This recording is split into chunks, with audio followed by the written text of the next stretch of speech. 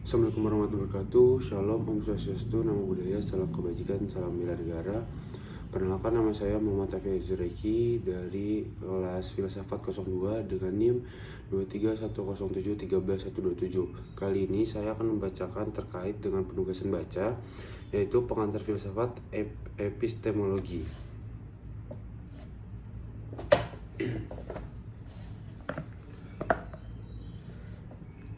Yaitu pertama adalah sumber pengetahuan rasionalisme, empiris, dan sintesis Kantian. Kita semua memiliki banyak hal yang terjadi dalam pikiran kita, seperti keyakinan, hasrat, harapan, mimpi, gambar imajiner, pengetahuan, cinta, dan benci, untuk menyebutkan beberapa. Pernahkah Anda mempertimbangkan sumbernya? Bagaimana semua itu bisa menjadi bagian dari proses berpikir? Bagaimana semua itu menjadi ide dalam pikiran kita? Beberapa filsuf mengaitkan sumber ide kita dengan indera, termasuk indera batin atau seperti emosi. Dan lima indera luar, penglihatan, penciuman, pendengaran, pengacapan, dan sentuhan. Kita mungkin merasakan dunia secara langsung atau tidak langsung melalui pikiran orang lain. Beberapa filsuf bahkan mengklaim bahwa semua itu ide kita harus berasal dari indera kita. Klaim ini menyatakan bahwa masing-masing dari kita dilahirkan dengan pikiran yang seperti tabula rasa, atau bahasa Latin untuk batu tulis kosong atau kertas kosong, yang di atasnya tidak ada pun apapun yang tertulis, dan kita dapat mengisinya melalui pengalaman saat kita terpapar oleh dunia. Pengetahuan yang bergantung pada pengalaman atau yang muncul setelah pengalaman disebut a posteriori, atau bahasa Latin untuk dari yang terakhir. Karena pengetahuan a posteriori bersifat empiris berdasarkan pengamatan atau pengalaman, maka pandangan ini disebut dengan empirisme. Yang berawalan dengan empirisme adalah rasionalisme. Pandangan bahwa akal adalah sumber umum pengetahuan. Rasionalis memproseskan pengetahuan matematis atau logis sebagai contoh paradigma. Pengetahuan seperti itu menurut mereka dapat ditangkap melalui akal semesta tanpa melibatkan indera secara langsung. Mereka berpendapat bahwa pengetahuan yang diakses melalui penalaran bersifat abadi, yaitu ia ada dan tidak berubah sepanjang masa lalu, sekarang, dan masa depan. Misalnya 2 tambah 3 tetap 5. Kaum rasionalis terkesan dengan kepastian dan kejelasan pengetahuan yang diberikan oleh penalaran, dan mereka berpendapat bahwa metode ini juga harus diterapkan untuk memperoleh pengetahuan tentang dunia. Bukti indera harus sesuai dengan kebenaran akal, tetapi bukti indera itu bukan persyaratan untuk memperoleh kebenaran. Pengetahuan ini tidak bergantung pada atau mendahului pengamatan dan pengalaman, disebut a priori, bahasa Latin untuk dari yang pertama. Rasionalis berpendapat bahwa akal adalah dasar dari pengenalan a priori, tapi dari mana kita pada akhirnya mendapatkan ide-ide menjadi dasar akal jika bukan dari pengamatan atau pengalaman. Rasionalis cenderung menyukai innatisme, keyakinan bahwa kita dilahirkan dengan ide-ide tertentu yang sudah ada dalam pikiran kita. Artinya itu merupakan bawaan dalam diri kita. Di antara contoh-contohnya adalah prinsip matematika atau logika, pemahaman moral, dan konsep Tuhan. Meskipun kaum innatis mengklaim bahwa ide-ide seperti itu adalah dalam diri kita sejak lahir, ini kita menjamin kesadaran langsung kita akan kehadirannya. Akal adalah fakultas yang memungkinkan kita untuk menyadari mengaksesnya. Berikut ide-ide bawaan dengan demikian menjadi dasar model rasionalisme. Penekanan rasionalisme terhadap pengetahuan a priori. Filsuf Prancis René Descartes 1596 hingga 1650, dan filsuf Jerman Gottfried Wilhelm Leibniz 1646 hingga 1716. Dua pemikiran rasionalis yang penting mendukung keberadaan ide-ide bawaan dan gratis melalui akal. Mereka berpendapat bahwa kebenaran yang diungkap oleh ide-ide semacam itu bersifat abadi, niscaya, dan universal bagi Descartes. Ada berbagai cara melaluinya kita memperoleh pengetahuan. Beberapa ide bersifat bawaan, beberapa bersumber dari luar, dan beberapa yang lain dibuat oleh kita. Descartes menggali dalam kita serta gagasan tentang keberadaan seseorang. Menurut Descartes, ide bawaan seperti kebenaran geometri dan hukum logika diketahui melalui akal terlepas dari pengalaman, karena pengalamannya hanya memberi kita contoh-contoh tertentu yang dari dirinya pikiran menggunakan ide universal yang terkandung di dalamnya. Oleh karena itu, ide-ide itu bersifat a priori. Ide-ide bawaan Descartes telah dibandingkan dengan informasi yang tersimpan dalam sebuah buku. Ide-ide ada di dalam diri kita meskipun tidak selalu hadir di pikiran. Begitu kita mulai membaca buku itu, isinya mengungkapkan dirinya kepada kita, sama seperti melarang mengungkapkan ide-ide bawaan kita kepada kita. Dengan kata lain, hanya melalui pembacaan atau pemikiran yang cermat kita dapat memahami ide mana yang bersifat bawaan dan mana yang datang kepada kita dari tempat lain. Leibniz menyebut ide bawaan sebagai prinsip, sebagaimana Descartes. Leibniz berpendapat bahwa prinsip-prinsip diakses oleh akal. Sifat universal dari kebenaran matematis misalnya tidak diungkap oleh indera adalah fakultas akal yang memperoleh kebenaran universal dari contoh-contoh individual. Leibniz berperan dapat bahwa kumpulan contoh yang didasarkan pada indera tidak dapat membawa kita kebenaran yang niscaya. Pada saat yang sama juga jelas bahwa kita dapat memahami banyak kebenaran yang niscaya seperti matematika. Oleh karena itu, pikiran A adalah sumbernya, berarti kebenaran ini ada secara bawaan. Namun ide bawaan bukanlah pemikiran yang lengkap bagi Leibniz. Dia berpendapat bahwa pikiran kita tersusun sedemikian rupa sehingga ide atau prinsip tertentu akan muncul kita begitu didorong oleh indera. Meskipun ide atau prinsip tidak berasal dari indera dan kebenaran adalah ada dalam diri kita pada awalnya sebagai disposisi atau kecenderungan daripada kita sebagai pikiran sadar yang aktual. Lalu menentang pengetahuan a priori dengan menolak ide bawaan. Klaim kaum empiris bahwa semua pengetahuan kita berasal dari pengalaman sangat kontras dengan konsep ide bawaan. Bagi kaum empiris, semua pengetahuan bersifat a posteriori, artinya diperoleh melalui atau setelah pengalaman. John Locke, seorang filsuf empiris Inggris, mengadopsi dua pendekatan untuk mempertanyakan ide bawaan sebagai dasar dari pengetahuan a priori. Pertama, ia menunjukkan bahwa ide bawaan didasar pada klaim yang meragukan. Kedua, bersama empiris Skotlandia, Locke menunjukkan sebagaimana empiris mampu menawarkan teori pengetahuan yang lebih baik melalui pengetahuan a posteriori. Locke memulai dengan pertanyaan sifat universal dari ide bawaan. Dia menentang klaim bahwa ide bawaan hadir dalam diri kita semua dengan mencatat bahwa anak-anak yang cukup muda dan orang dewasa tanpa pendidikan diperlukan tidak memiliki konsep tentang Tuhan atau pengetahuan tentang prinsip logika atau matematika. Oleh karena itu tidak berdasar jika mengatakan bahwa ide bawaan bersifat universal. Melalui pengalaman dan pengamatan lah kita memperoleh ide-ide seperti itu. Artinya ide-ide itu bersifat universal melalui pengalaman dan pengamatan kita mulai seperti a posteriori. Di sini Leibniz membela pandangannya inanatis dari keberatan Locke dengan menunjukkan bagaimana anak-anak dan orang yang tidak memiliki pendidikan yang diperlukan mampu menggunakan prinsip-prinsip logika dalam matematika. Kehidupan seseorang tanpa memahami atau prinsip logika dan matematika atau tanpa mampu mengartikulasikannya dalam kata-kata. Seorang anak untuk menggunakan contoh yang sendiri tahu tanpa kebingungan bahwa dia tidak bisa duduk di pangkuan kedua orang tuanya pada saat bersamaan. Demikian pula mereka tidak belajar matematika secara formal, masih dapat mengetahui bahwa dua ladang jagung berbentuk segitiga yang berdekatan yang dipisahkan oleh pagar di sisi terpanjang dapat membuat satu ladang jagung persegi dan menghapus pagar yang memisahkannya. Terbukti seperti dikatakan Leibniz, prinsip umum logika dan matematika adalah bawaan, tetapi ini tidak berarti bahwa semua ide bawaan diterima secara universal. Tidak berarti bahwa semua ide diterima secara universal. Ada kemungkinan bahwa kita semuanya memiliki ide bawaan, namun beberapa dari kita tidak menyadarinya. Locke lebih lanjut berpendapat bagaimanapun tidak ada apapun dalam pikiran apa yang tidak disadarinya. Memiliki ide bawaan tanpa menyadari bukanlah posisi yang layak bagi Locke. Sebuah ide harus dialami atau dipikirkan terlebih dahulu. Bagaimana lagi dia bisa di dalam pikiran? Pada titik ini, Leibniz tidak menuju dengan Locke adalah mungkin untuk memiliki banyak ide dalam pemikiran tanpa menyadarinya. Misalnya, Anda menyerap lagu yang diputar di pasar tanpa menyadari secara sadar. Lagu itu tidak mudah diakses atau transparan dalam pemikiran Anda, karena Anda tidak dapat mengingatnya, namun ia mungkin dapat dikenali setelah mendengarkan lagi. Jadi ia pasti sudah ada atau di dalam Anda di suatu tempat dalam arti tertentu.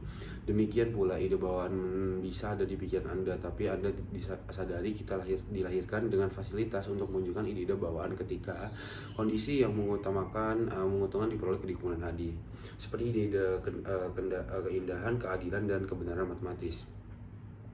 Lalu sini ada penekatan empiris terhadap pengetahuan a posteriori, di mana Locke mengklaim menunjukkan bagaimana pikiran yang seperti tabula rasa saat lahir memperoleh pengetahuan bagi para empiris. Pengalaman semata lengkap di pikiran kita dengan ide-ide sederhana yang merupakan elemen dasar pengetahuan. Setelah ditunjuk bahwa semua ide berasal dari pengalaman, akan berlebihan untuk menambahkan ide bawaan. Jadi apakah pengetahuan a posteriori A posteriori membuat kita menolak pengetahuan a priori. Mari kita cari tahu. Bagi Locke, pengetahuan berdasarkan pengalaman itu mudah dipahami. Dia meminta kita untuk menganggap bahwa kita memiliki ide bahwa tentang warna dan bahwa kita juga dapat melihat warna dengan mata kita. Dalam hal ini karena kita tidak perlu bergantung pada keduanya, maka kita cukup mengandalkan indera kita karena lebih mudah dan sederhana untuk memahami pengetahuannya yang berasal dari beberapa sumber tidak disadari.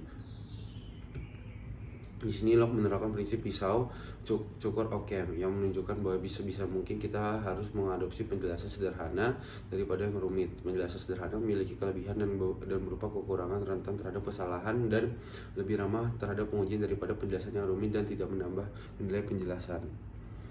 Pernyataan berikut adalah apakah pengetahuan a posteriori saja memberikan kita pengetahuan yang memadai tentang dunia? Mari kita ambil contoh mengalami dan dengan demikian mengetahui bunga seperti mawar. Saat kita mengalami mawar, warna, tekstur, dan aromanya yang khas adalah ide-ide melalui kita menjadi sadar akan objeknya. Tetapi kita tidak tahu mengalami atau merasakan bunga mawar. Kita masih bisa memikirkannya. Kita juga dapat mengenalinya saat berikutnya kita melihat bunga tersebut dan memetakkan keyakinan bahwa bunga itu berbau manis, indah untuk dilihat dan lembut untuk disentuh. Ini menunjukkan bahwa selain pengindaran kemampuan untuk membuat konsep tentang objek yang kita temui sangat penting untuk mengerti dunianya, pengalaman ini juga memungkinkan kita membayangkan apa yang tidak dialami secara langsung seperti Putri Duyung. Imajinasi semacam itu dimungkinkan karena kita telah mengalami secara langsung bagaimana bagian-bagian berbeda dari objek imajinasi ini secara terpisah. Menggabungkan pengalaman-pengalaman ini dalam pikiran dengan cara yang teratur menghasilkan objek yang dibayangkan. Seandainya kita belum pernah mengalami dan dengan demikian belum pernah membentuk konsep ikan wanita secara terpisah sebelumnya, kita tidak akan dapat membayangkan Putri Duyung saat ini. Pertimbangan ini mengarahkan Locke untuk mengatakan semua pengalaman indera kita dalam itu ide sederhana dan ide kompleks. Ide sederhana adalah ide dasar terpisahkan seperti ide warna merah. Ide kompleks dibentuk oleh pikiran baik dari lebih dari satu ide sederhana dari desain kompleks. Ide kompleks dapat dibagi karena mereka memiliki bagian, contohnya termasuk jalan emas, tentara, dan alam semesta. Ide atau konsep saya tentang suatu objek entah sederhana ataupun kompleks pada akhirnya dapat ditelusuri kembali ke kesan indera yang terkait. Hume, filsuf empiris terpenting lain yang menulis tentang ide sebagai salinan atau dari kesan itu adalah gamblang dan hidup seperti yang diterima langsung dari pengalaman indera. Hume juga mungkin kesan batin termasuk kecemburuan, kemarahan, dan sebagainya. Ide adalah salinan mental atas kesan ke dalam atau keluar menjadikan samar atau lemah. Coba bandingkan pengalaman persepsi dan mengingatnya dari ingatan. Hume berpendapat bahwa saat ini tidak ada kesan, tidak ada akan ide. Seorang buta tidak dapat memiliki ide tentang warna. Menurut Hume, seseorang dapat dilahirkan dengan ide-ide yang berasal dari kesan apapun, jadi tidak ada ide bawaan bagi Hume.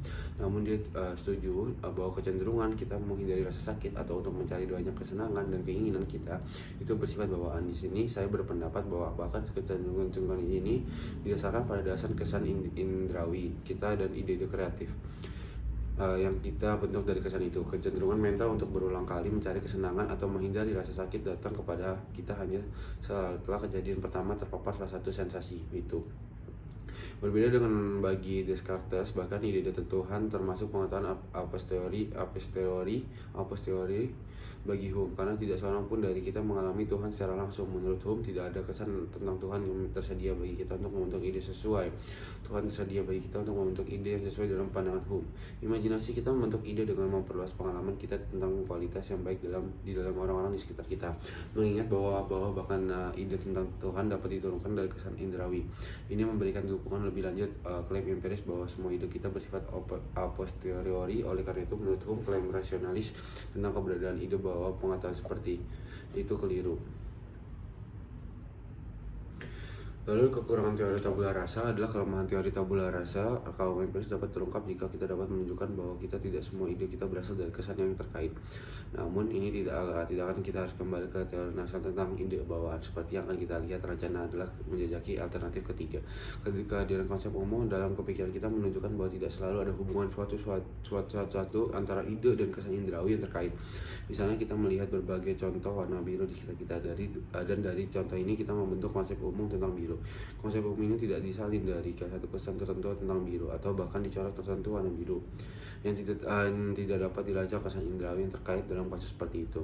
Kita mengalami tindakan atau contoh keadilan, kebaikan, dan kebenaran yang berbeda, tetapi jika konsep-konsep abstrak ini disalin dari kesan tertentu, maka hanya contoh-contoh ini dan bukan konsep itu sendiri yang akan dalam pikiran kita. Oleh karenanya konsep itu dibentuk atau dipahami daripada disalin.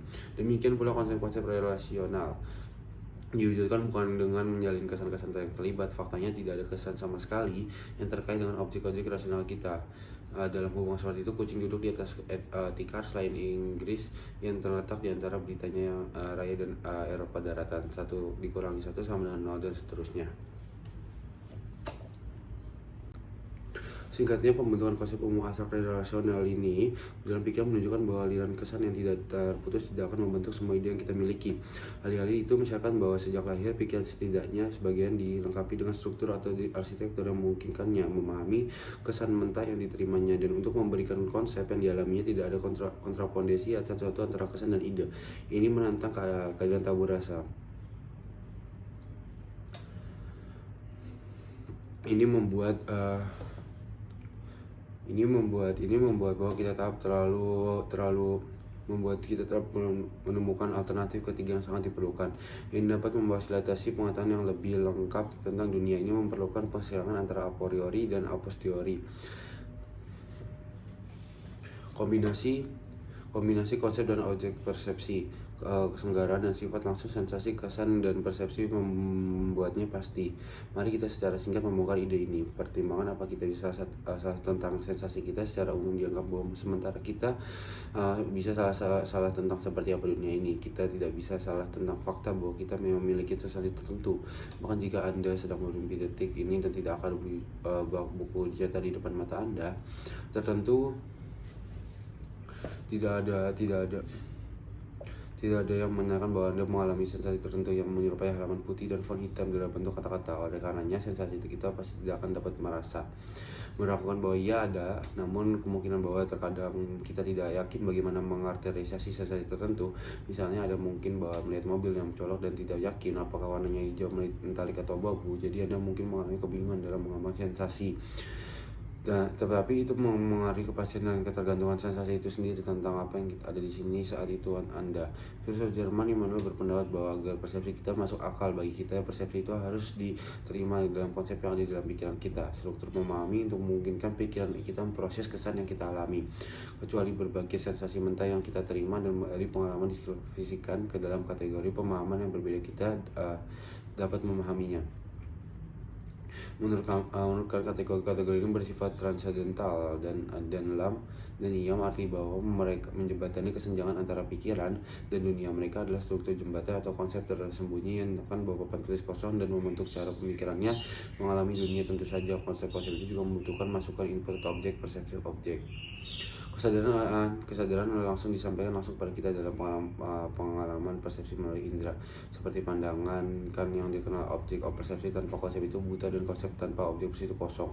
Sejauh ini kita telah melihat melalui berbagai tahapan bahwa rasionalisme dan empiris tidak lengkap. Idealisme transendental kan demikian disebut mencapai keseimbangan, mendapatkan kedua aliran tersebut. Dia menggabungkan masukan sensori dan konseptual menjadi satu kesatuan tentang bagaimana kita memahami dunia. Sebelum kita mengakhiri bab dengan jalan langkah terakhir dalam pendekatan Kant, mari kita kembali ke Descartes dan Hume sekali lagi, dua filsuf yang paling mengerikan.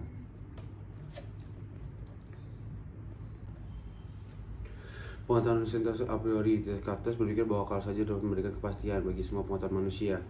Intuisi dan deduksi adalah alat yang melalui fakultas akal beroperasi. Intuisi adalah kapasitas yang untuk melihat ke dalam dan memahami objek intelektual dan kebenaran dasar. Sebagai seorang ahli geometri, Descartes berpikir bahwa deduksi yang jenis penilaian yang kebenaran kesimpulan dijamin oleh kebenaran presumsinya harus digunakan untuk memperoleh pengetahuan tentang dunia, dimulai dengan masukan ide-ide yang jelas dan terpilah-pilah, karena itu dipisahkan dari bukti indrawi. Hasilnya ada bahwa dapat diketahui secara a priori. Hasilnya ada bahwa pengetahuan substansial tentang dunia dapat diperoleh secara a priori. Menurut Hume adalah dua cara di dalamnya penalaran bertujuan untuk mendapatkan pengetahuan tentang dunia melalui hubungan-hubungan ide dan melalui materi fakta. Hume berpikir bahwa metode deduksi membangun hubungan di antara ide yang telah kita peroleh melalui pengalaman. Hubungan ide ini adalah jenis kebenaran dan yang kita temukan dalam logika dan matematika. Misalnya proporsi bolingkan itu bulat, mereka itu benar menurut definisinya, dan seperti bersifat niscaya atau pasti penyangkaan atas mengarah pada kontradiksi. Mereka juga dikenal secara a priori karena mereka tidak bergantung bagaimana dunia ini ada, karena alasannya hubungan ide deduksi tidak menghasilkan pengetahuan baru yang substantif tentang dia. Pengetahuan yang mereka berikan sudah dipahami oleh kita seperti yang ditunjukkan oleh contoh di atas. Bahkan jika memahami kita hanya tersirat dalam premis argumen deduktif, kesimpulannya membuat eksplisit. Sebagai seseorang nasionalis pada awalnya akan dipengaruhi oleh pembagian pengetahuan yang dibuat oleh Hume. Hanya kombinasi akal pengalaman yang dapat memberi kita pengetahuan yang memadai benarkan. Dia mulai dengan memberikan penjelasan tentang hubungan ide yang dia sebut dengan kebenaran analitik. Dalam kalimat yang menyatakan kebenaran analitik, predikat sudah terkandung di dalam atau merupakan arti dari subjek. Misalnya pada kalimat di lingkaran itu bulat, predikat bulat sudah terdapat pada subjek lingkaran. Contohnya lain yang lumrah, dia kalimat bujangan adalah pria yang belum menikah, predikatnya pria yang belum menikah adalah arti dari subjek bujangan. Kita tidak dapat menyangka kebenaran seperti itu tanpa berkontradiksi. Kalimat seperti itu selalu benar, yang berarti bahwa ia benar terlepas dari bagian yang dunia ini ada. Karena kita tidak perlu memeriksa dunia ini mengetahui apakah ia benar, kebenaran analitik dapat diketahui secara a priori. Akan menghasilkan materi fakta dengan kebenaran sintetik. Predikat tidak tergantung di dalam subjek dan juga bukan arti dari subjek. Kebenaran sintetik tidak benar-benar definisi. Dengan demikian masuk akal bahwa kebenaran sintetik didasarkan pada perti yang akan segera kita lihat. Hamba pendapat ini tidak berlaku untuk semua kebenaran sintetik. Misalnya pertimbangan proposisi George Bujangan adalah seorang penulis. Kita memilih informasi baru di sini tentang orang-orang bernama George yang menjadi seorang bujang dalam penulis pengalaman diperlukan untuk mengetahui hal ini, karena lawan kebenaran dari sintetik. Kalian berpendapat bahwa banyak kebenaran sintetik yang memberikan informasi baru yang substantif tentang dunia. Namun, meski demikian, pengalaman indrawi tidak secara pasif memisahkan pikiran kita, tapi sesuai dengan struktur mental bawaan kita untuk memfasilitasi pengetahuan. Karena kita struktur bekerja secara independen dan pengalaman, maka ia bersifat a priori. Struktur a priori bawaan dari pikiran kita. Konsep kita secara aktif terlibat dalam memahami pengalaman kita. Mereka terlibat dalam membedakan dan mengatur informasi yang diterima dan dalam pengalaman. Tapi sekali lagi, kemampuan itu melakukan aktivitas yang menggunakan bahwa dunia itu sendiri yang memberi kita informasi dan konsep terstruktur dengan cara yang memungkinkan kepahaman. Cara tertentu dunia harus terstruktur ruang waktu dan hubungan sebab akibatnya. Misalnya menghasilkan kebenaran substantif tentang realitas. Kan berpendapat bahwa kita memiliki pengetahuan sintetik a priori tentang dunia, kategori pengetahuan yang sebelumnya tidak dikenal. Sekarang ditambahkan kategori standar pengetahuan sintetik a priori dan analisis a priori. Ini gambarnya. Lalu masih ada tentang bagaimana konsep kita memberikan dan mengatur informasi yang diterima dari indera. Tujuannya dicapai di tangan sintesis yang kan maksud yang adalah tindakan yang menempatkan presentasi yang berbeda bersama-sama dan menangkap apa yang berjajar dalam satu kognisi. Dan sintesis adalah pengenalan dalam satu konsep yang membutuhkan memori pengalaman masa lalu serta mengenali hubungannya. Memori pengalaman masa lalu serta mengenali hubungannya dengan pengalaman sekarang. Dengan mengakui bahwa pengalaman masa lalu masa kini mengacu pada objek, kita membentuk konsep tentangnya. Menganalisis suatu kesatuan objek di bawah suatu konsep berarti melekatkan makna pada persepsi. Persepsi adalah titikan persatuan diri dan dunia. Bagaimana akan memungkinkan persepsi membutuhkan dua jenis kesatuan. Pertama, bagi data yang diterima dalam pengalaman itu sendiri harus mempresentasikan subjek yang sama yang memungkinkan data untuk digabungkan, dan kesatuan kedua, data harus digabungkan untuk disatukan oleh diri yang bersatu atau yang disebutkan sebagai kesatuan kesadaran atau persatuan persepsi. Karena menyembuhkan bahwa kesatuan seperti itu kita sama-sama mampu memahami objek publik yang sama dengan cara yang seragam berdasarkan pengalaman pribadi kita masing-masing. Berada dalam kesepakatan terucapkan mengenai dunia yang dan mandiri dari pikiran tempat kita hidup yang difasilitasi oleh pengalaman subjektif kita, tetapi diatur oleh struktur mental bawaan yang diberikan kepada kita oleh dunia. Singkatnya, teorikan memungkinkan berbagai pengetahuan sintetik tentang realitas objektif. Sebagai kesimpulan, dengan mempertimbangkan perdebatan antara rasionalis dan empiris yang berpuncak pada sintesis Kam, bab ini telah menjelaskan masalah bagaimana kita mencapai pengetahuan substantif.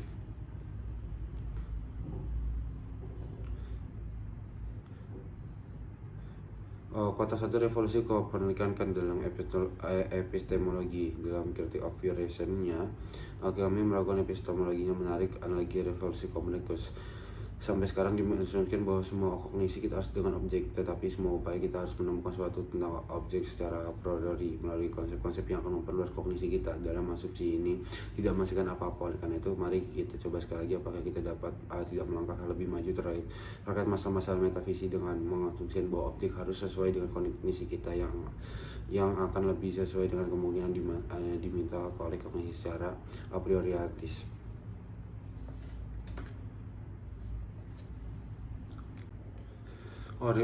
Proses itu untuk menentukan suatu tentang objek sebelumnya diberikan kepada kita. Ini akan kita seperti demikian. Pertama, Copernicus yang saat ini tidak membuat kemajuan yang baik dalam perjalanan tentang gerakan langit jika di bawah asumsi bahwa seluruh benda langit berputar mengelilingi pengamat. Mencoba untuk melihat apakah mungkin dia tidak akan lebih berhasil jika diambil membuat penghambat berputar dalam bintang-bintang diam. Sekarang dalam metafisika kita dapat mencoba dengan cara-cara yang sama mengenai intuisi objek. Jika intuisi harus sesuai dengan konstitusi objek, maka saya tidak tahu bagaimana kita dapat mengetahui apapun tentang objek secara a priori. Tapi jika objek fakultas kita, maka saya dapat mempresentasikan kemungkinan ini dengan sangat baik untuk dirinya saya sendiri. Namun karena saya tidak bisa berhenti dengan intuisi ini, jika intuisi ini ingin menjadi kognisi, tapi kita harus menunjukkan sebagai representasi untuk sesuatu sebagai objeknya dan menentukan objek ini melaluinya. Saya dapat mengasumsikan entah bahwa konsep yang lainnya saya membawa penentuan ini juga sesuai dengan objek, dan kemudian saya sekali lagi dalam kesulitan yang sama tentang bagaimana saya bisa tahu apapun tentang objek itu seperti a priori. Yang pengalaman di dalamnya objek itu dapat dikenal sebagai objek yang diberikan itu sesuai dengan konsep tertentu. Dalam hal ini saya segera melihat ke jalan keluar yang lebih mudah dari kesulitan, karena pengalaman itu sendiri adalah semacam kognisi yang membutuhkan pemahaman yang aturannya harus saya asumsikan dalam diri saya sebelum objek apapun diberikan kepada saya. Karenanya bersifat a priori, yaitu aturan yang diaplikasikan dalam konsepsi secara a priori yang dengan semua objeknya pengalaman harus sesuai. Mungkin itu saja yang saya sudah bacakan. Mohon maaf apabila ada kekurangan dan kesalahan kata saat saya menyampaikan. Wabillahi taufiq wal hidayah. Wassalamualaikum warahmatullahi wabarakatuh.